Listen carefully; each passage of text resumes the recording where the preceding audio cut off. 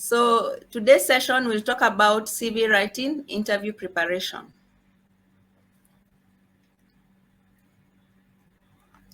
Our agenda specifically for today will talk about how to land a dream job, CV writing. There are two different kinds of CVs. We have the modern CV and we have the ATS CV. And the third agenda will talk about interview preparation.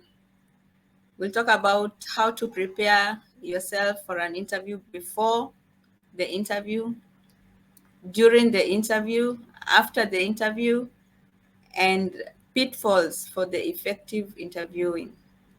And finally, we'll talk about storytelling during interviews. So I'll start talking about how to land your dream job. I don't know whether many believe we still have dream jobs, but I do believe that there are people who are currently working in positions or professions which they were actually dreaming about. Like for me, I started my human resource journey when I transitioned from high school and I went to college. I was in Strathmore, and I was at that point I was doing secretarial and administration, and we did one course about the personnel management, and I felt that that course really inspired me, and so I thought, um, once I get a job, this is a career that I want to pursue. And thank God, because once I got a job, immediately I enrolled for the classes, and there began my transition to human resource. It's been a long journey, and I thank God for the journey because till today I'm inspired. So yes, I believe we still have dream jobs. So if you see yourself in that job, if you dream about, what do you see? Do you see yourself in that office? What are you doing? Is it something that inspires you? You maybe that job you want to make a difference in life, maybe in a person or in the society, or maybe that job really energizes you. So yeah, you need to see yourself, and unless you see yourself in that role or in that job, then you'll not be able to manage. So my mantra is, if you can dream it, you can do it. So I want to challenge all of us, me included, that we need to dream. There's power in dreaming. See yourself there. Believe in yourself. Sometimes we have the imposter syndrome. So sometimes you feel like you are not equipped maybe to perform that role. But in every sense of the way, if you have seen it and you've prepared, and you will always have those fears, but the more you conquer your fears is by doing those things that make you fear. So as you're performing that role, yes, the fear might come because maybe you've been promoted and maybe you're thinking this is a new role, and I'm not sure whether I'll be able to manage. But believe in yourself. There's power in believing in yourself. And I'm a Christian, and so the Bible says that I can do all things through Christ who strengthens me. So this is where I draw my power from. So you create it and you can achieve it. So yes, it's possible to land that dream job. So what do you need to do? You need to prepare yourself. You need to identify the career that you want. I believe you need to prepare. You go for either university courses and prepare yourself. If you're a professional, that course that profession needs professional certifications. Go look for those certifications, and then identify the industry or the position that you want to work in. If you are a fresher, maybe you've just graduated and you want to transition to the workplace, then you will start from an assistant role. But if you are a professional who is already working there, maybe like 3 5 years, you want to transition to middle management or or management level, then identify the job title or the industry that you want to work in. And so from there you develop your job search tools. These tools, they include the CV. You need to have a good LinkedIn profile which is optimized, and you need to have a cover letter. These three will help you land that dream job. And so you need to be very clear which position that you're looking for. Prepare yourself, know the industry jargons that are used there in that industry, and then identify your strengths and the achievements that you have had in your life, whether through life or in your professional life. Then make sure your CV is tailored to suit that role that you're looking for. So with this, then we will talk about the CV. So I've in my career line, I've seen many people, their CVs, they're not well done, they're not professionally done. And so someone is looking for a job for quite a while. Some people, they ask me, why is it that I'm always looking for a job, but I'm not able to get any calls? I submit my CVs, I have a LinkedIn account, but I'm not able to still get those interview calls. So the difference is maybe you have a problem with your CV. Your job search tools, maybe they're not professionally done. So your CV should include some key information. And I want at this point to say that your CV should be ATS compliant. So you need to have also the personal details. You need to make sure you have the names, the contacts, your email, your LinkedIn. That is very important. Then you need to have your CV needs to have a career objective. It needs to have a summary of your skills, and which needs to be aligned to that position that you are looking for. Then you need to have the work experience. Then you need to have the education. Then you need to have the education and certifications that you've done. And if you have any research that you've done, if you have any award, or any, if you're affiliated to any professional body, you need to include that in the CV. And for the research, if those people who are in these careers, in these research careers, it's important for you to mention, especially the title of your dissertation. That's very important, because it might make a difference between you landing the role or not. So there's some things that we should not include in the CV. And especially for people who are working in the Middle East. And I believe things like age, you shouldn't put your age there, or your passport number there. You shouldn't put those kind of details. So because, or your religion, because they will maybe limit you from getting any job. So make sure it doesn't have those kind of information. So, and also do not include your payslip or your salary.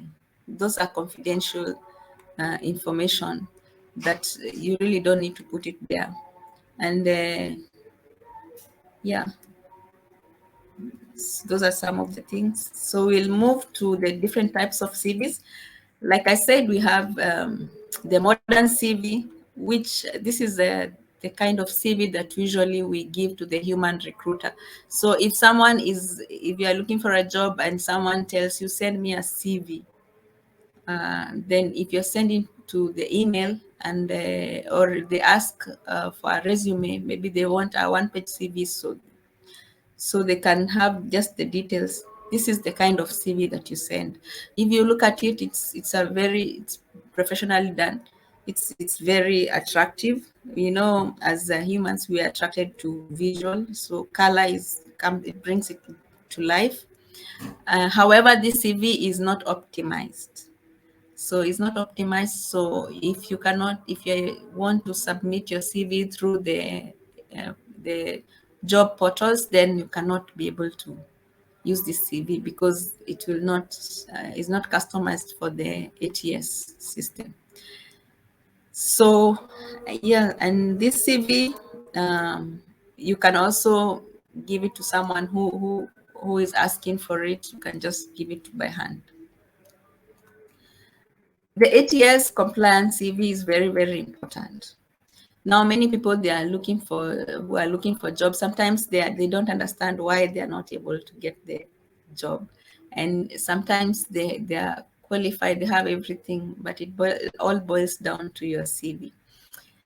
See, if that CV is not customized with key words, these are words that are industry specific, then it's very hard for you to get that job because the ATS system, it's a system that the recruiters use to shortlist candidates. So the way this system works is that it is able to sieve the CVs as they come in. So it's able to sieve the CVs, and then it will filter, and the difference is because of the keywords. So because the recruiter will put in some keywords in the system, and maybe they're looking for, maybe it's a finance role. Maybe they want someone who is a financial analyst, and those industry specific jargons, whatever they want, and maybe the age, the years of service, and the certifications they will mention. So the system will sieve, and if your CV doesn't have those words, then it will go to the pile where they will send the rejection.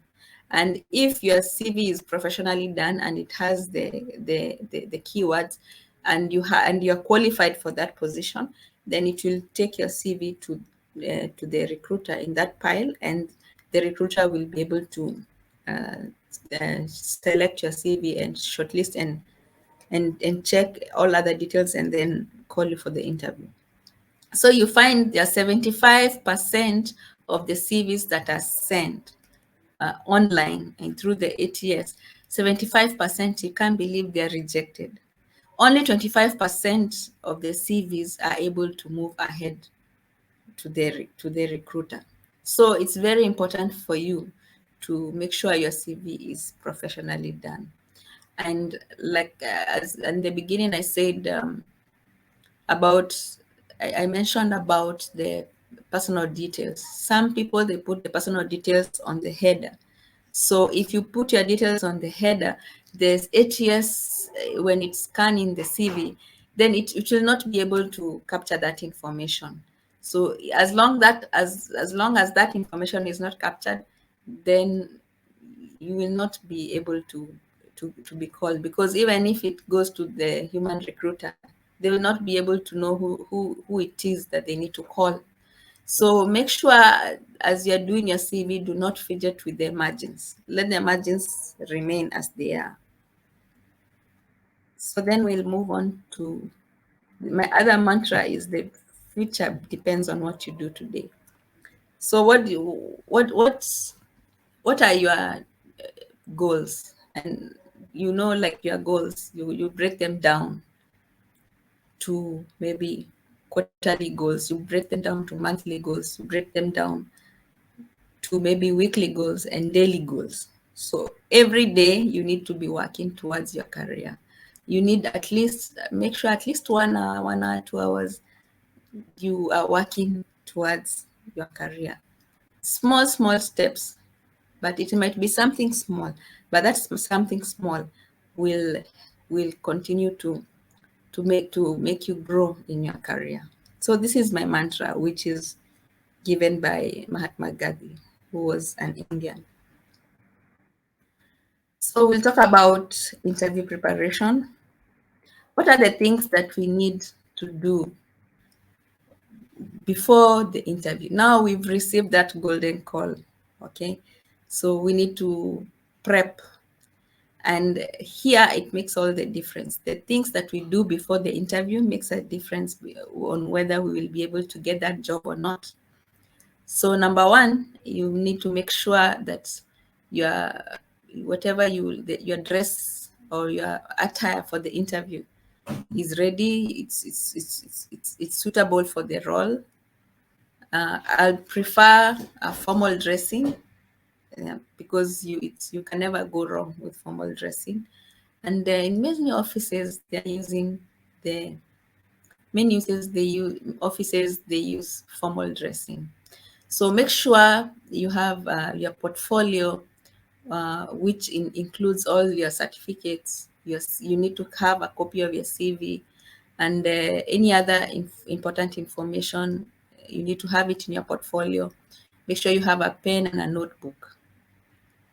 And if you have a business card, include that. That is very important. Then make sure you prepare for yourself for the interview. This is a place where many people are not able to do a very good job, because you can always look for the common interview questions and see how you can respond to them. Listen to videos, read, look at those questions and see yourself responding to those questions. See the kind of answers that you're supposed to give. But in preparation, make sure that your response, you link it with the with your career, where you are, or wherever your strengths, and what you have done, the experiences in your career, so that it can be able to be effective.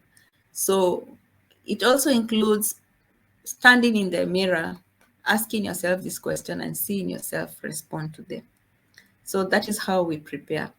The more you prepare, the better you will be during the interview.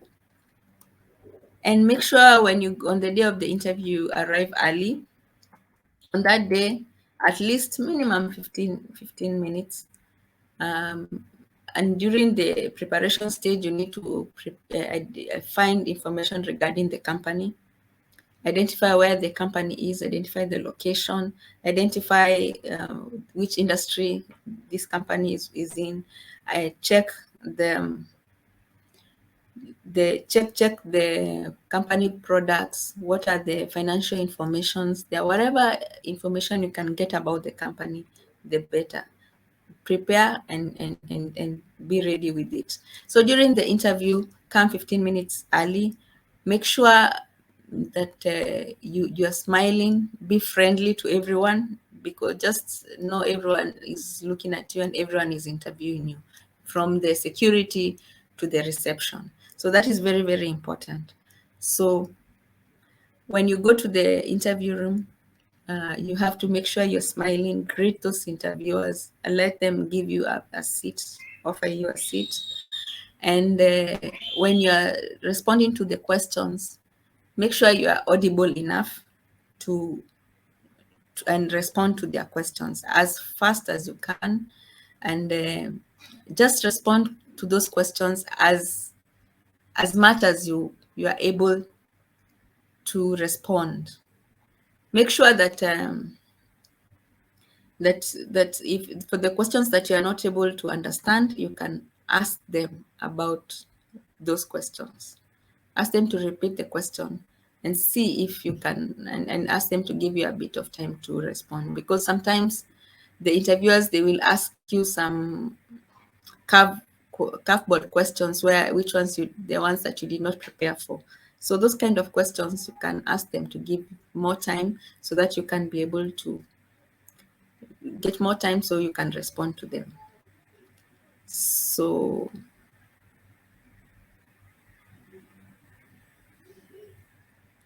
So far, are we clear?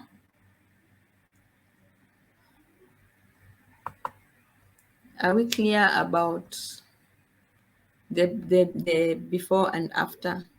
The before and during? Can we say something in the chat? Just, and I'm not able to, I can see the comments, but I can't see the names.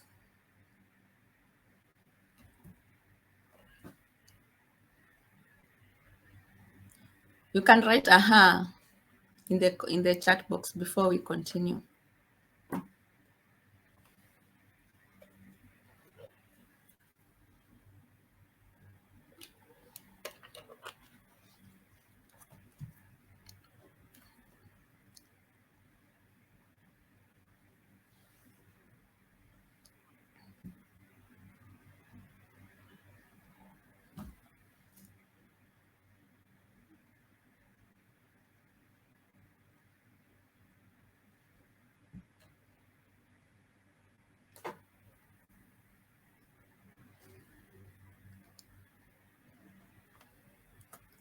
Okay, we'll continue.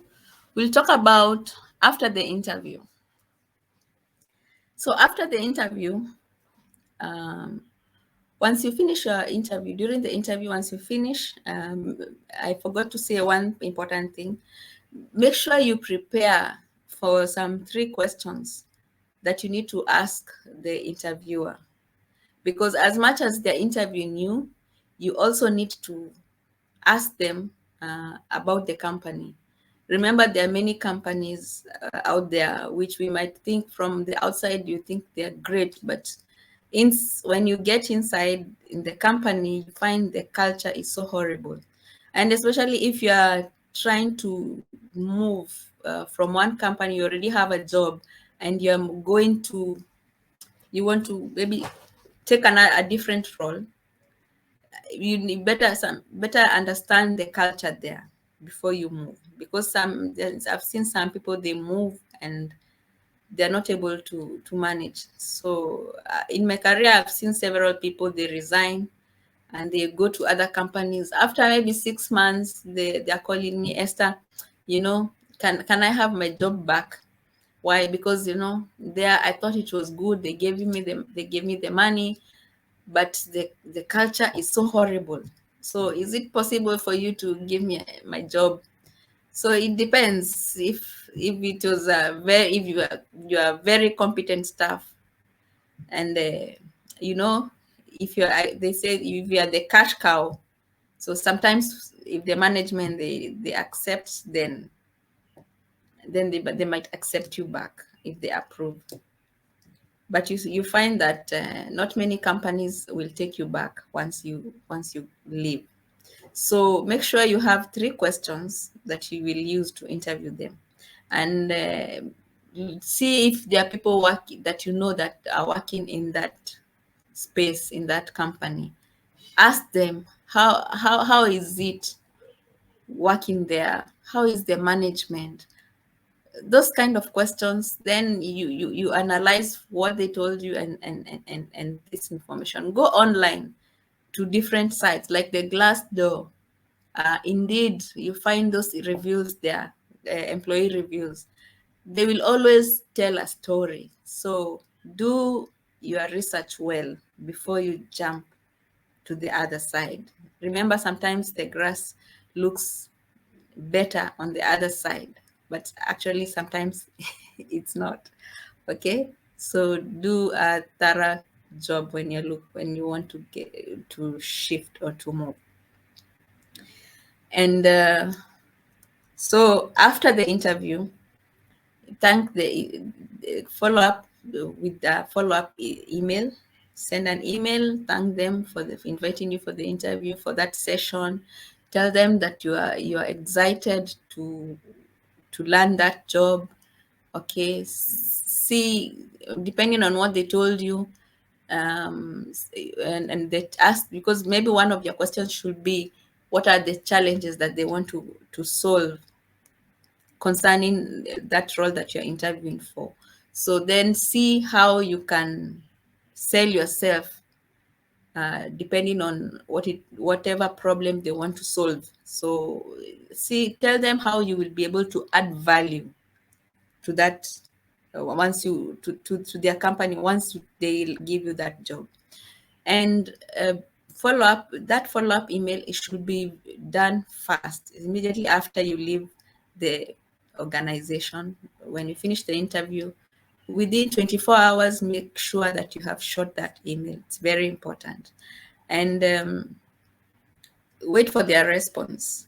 Once if they are interested, if you are able to sell yourself and they're interested, then they will call you and the HR will tell you, and maybe they will go for salary negotiation. So that's a different area which we will not cover today. So sometimes we've maybe prepped, but we've gone for that interview. But I've seen some candidates, they are very good on paper, they are very good. Even I cannot say that they're not skilled or they're not professional enough. Yes, they are.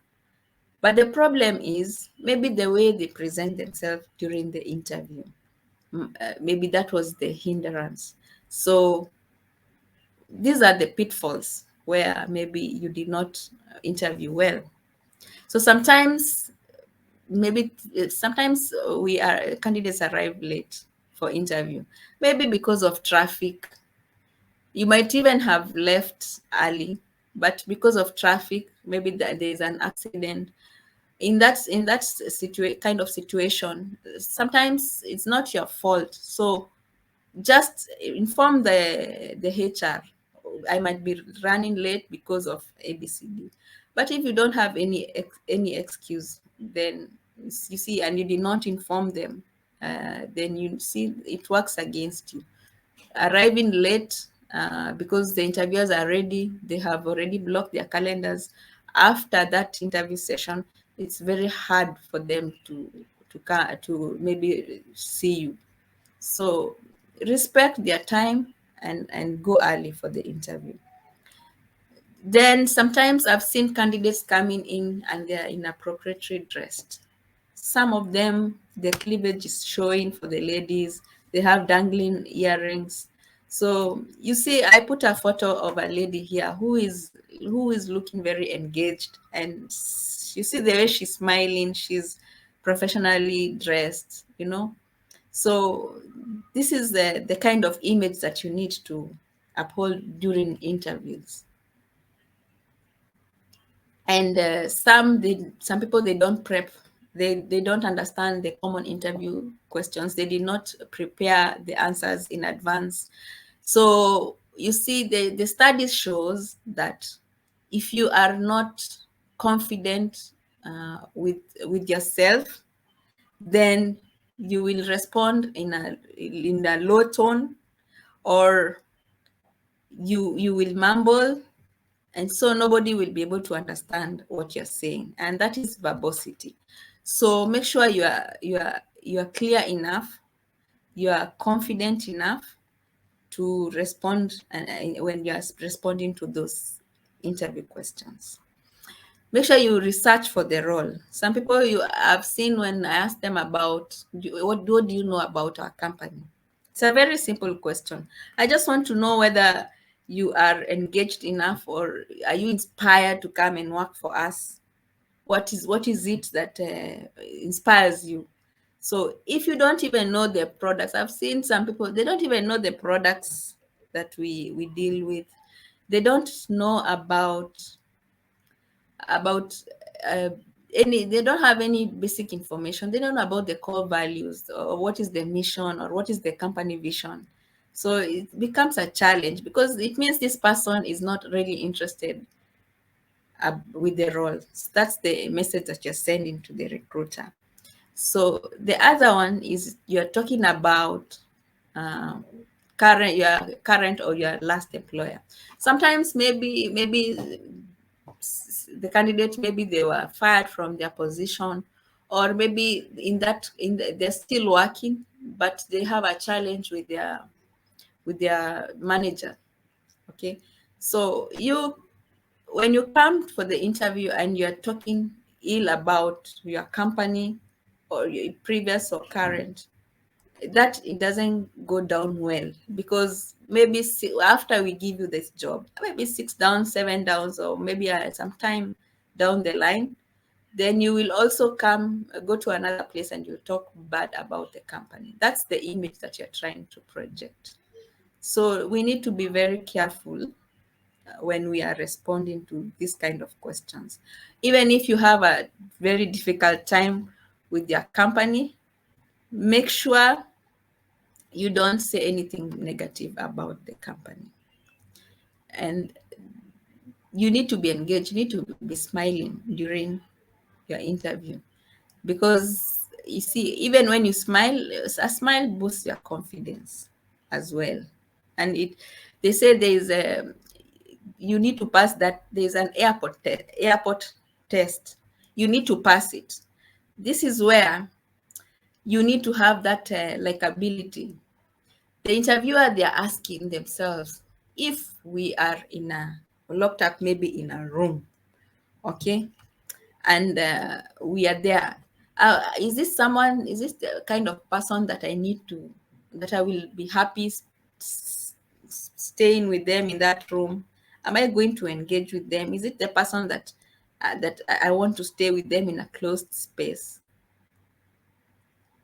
Yeah, as long as if you're engaged, yes. And if you are your body language and the way you sell, because you're selling yourself, the way you sell yourself makes all the difference. So if you pass that test, yes, they will give you that job. So smiling is free. It boosts your confidence.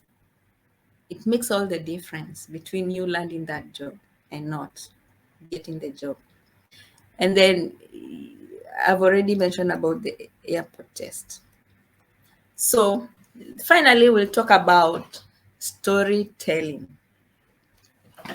Before that, can someone write in the chat, what have you learned so far with the three topics?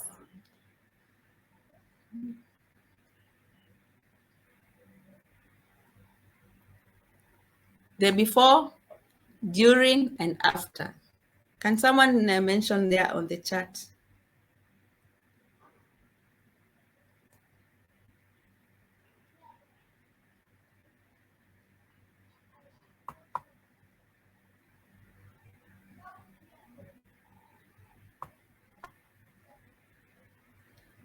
And tell me there on the chat whether the few interviews that you've gone, have you been able to interview effectively?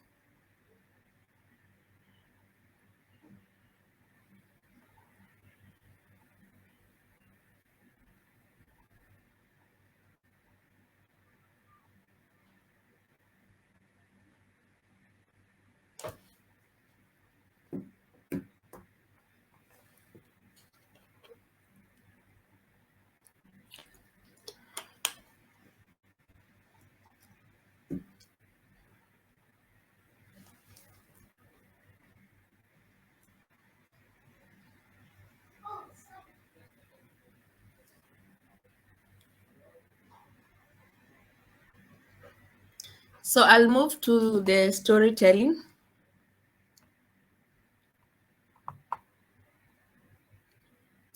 So storytelling is a very interesting concept, where you need to, as when you are attending the interview, you need to sell yourself.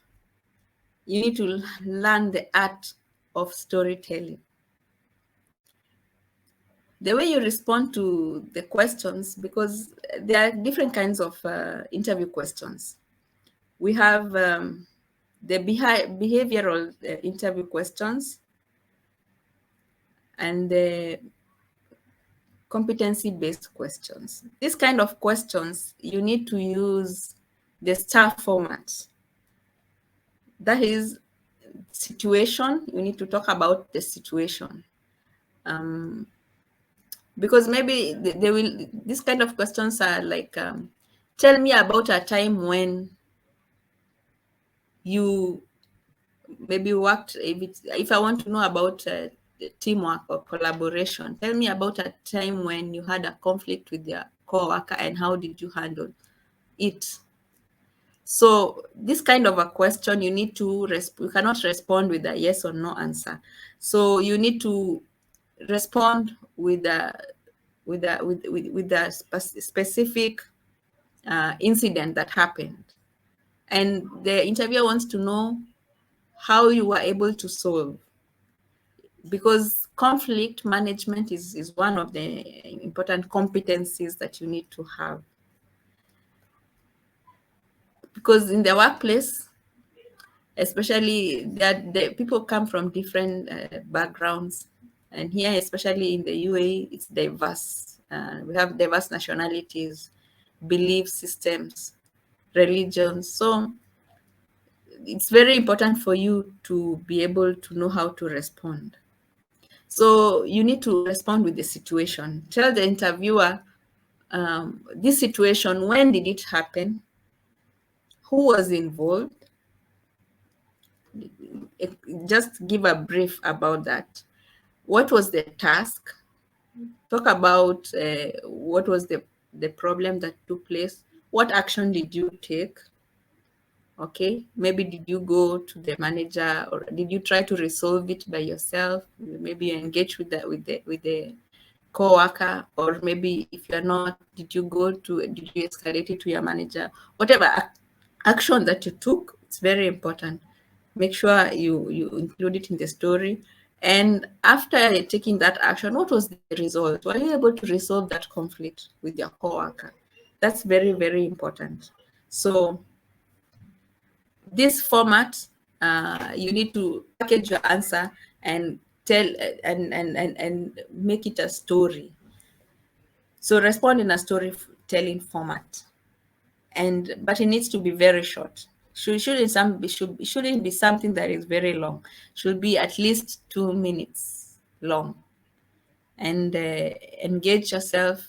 Make sure that as you're explaining to the interviewer can actually see or be in that story. They will understand the conflict and how you solve it, because the way you respond, it will make a difference. Because even maybe in their workplace, maybe that's a challenge maybe that they are going through. So that is a very important question. So storytelling is one of the behavioral interview skill question that you need to prepare for.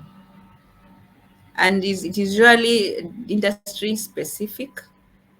So it depends on the kind of role that you are looking for, depends on the seniority also. So with the storytelling, you can either break or get that job or no, or get a regret. So it makes all the difference. So I think for me, this is what we'll talk about today. So I want to hear from you. I want to know, how will you prepare for your next interview? And I also want to know, what did you learn? What is your aha moment during this webinar?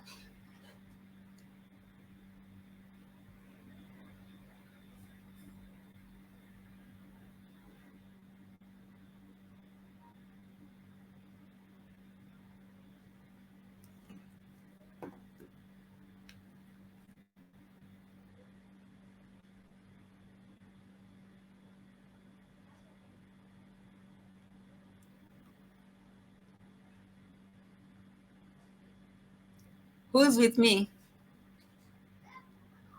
Please mention.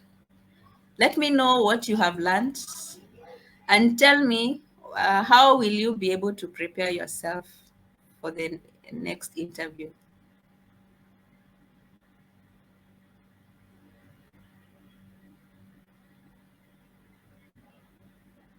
I'm looking at your comments. I see Joyce is saying, I speak about ATS CV format. See, the ATS system, it is a talent acquisition system that many companies they have adopted.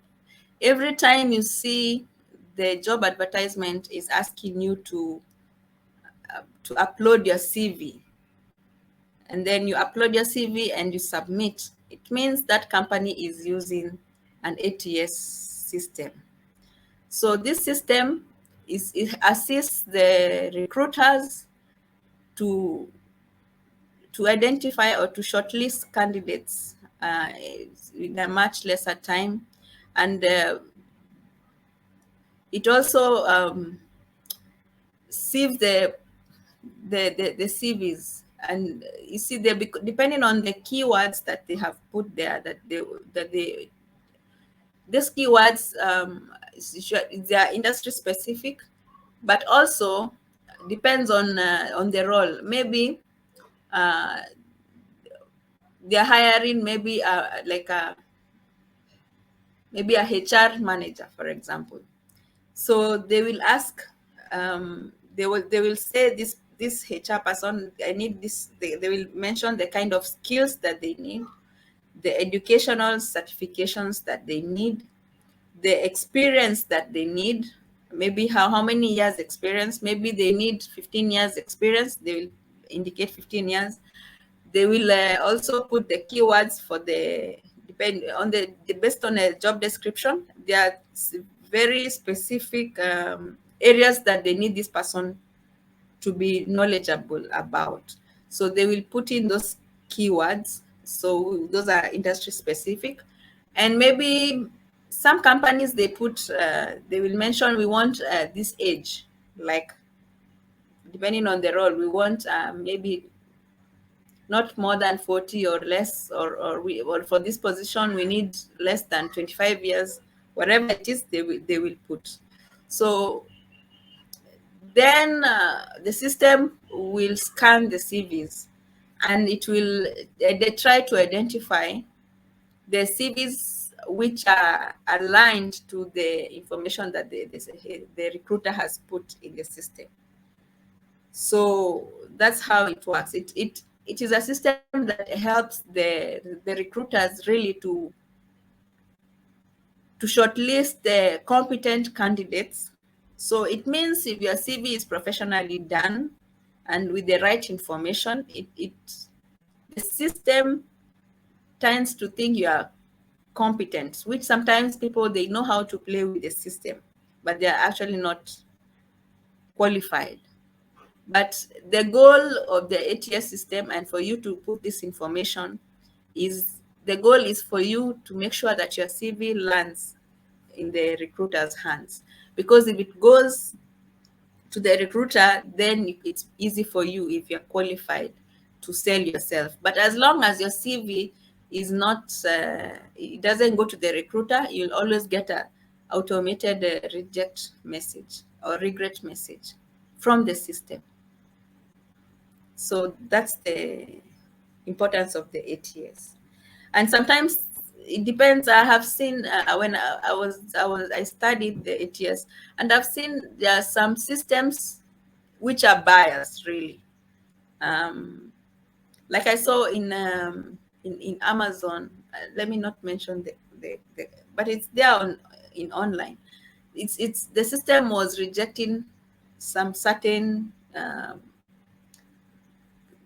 there are some certain candidates based on what was put there in the system automatically, and they also didn't know. So, but you as a candidate, your goal is to make sure your CV goes to the recruiter. So make sure your CV is aligned, and every time that you are applying for the job, you need to tailor your CV to that job description. the one important thing that you need to take away is that job description, especially if you're a skilled professional, can never be used across the line to apply to all other positions, because all positions are different and they ask for, you will find there are small differences in between. So you need to customize your CV every time you are applying for the job. The CV, maybe it might be the same role, maybe KQ and Emirates. The role may be same. The industry jargons maybe they may be the same, but maybe there'll be a difference in what they are looking for. So the CV that you use you use to get to apply for KQ, you cannot use it for Emirates, for example. So you need to customize your CV depending on the job descriptions from the two companies. That's how you use the ATS. It's better for you to have the ATS CV than the modern, because it is the one that will actually help you get that job. So I hope I have answered Joyce.